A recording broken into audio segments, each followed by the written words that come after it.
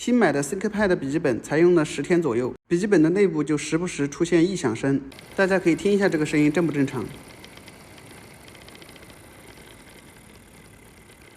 听这个声音明显是风扇的问题。虽然这台笔记本支持15天质量问题可以换货，但是换货需要好几天时间，而使用者每天都必须要用这台电脑来工作。为了不影响工作，选择了上门维修。报修之后，今天联想技术员上门更换散热风扇，现在已经在开始拆笔记本了。因为这个是2023的新款，它还没拆过，所以拆了好久，终于把它拆开了。这个就是换下来的散热风扇，用手转了一下，感觉也没有明显的异响。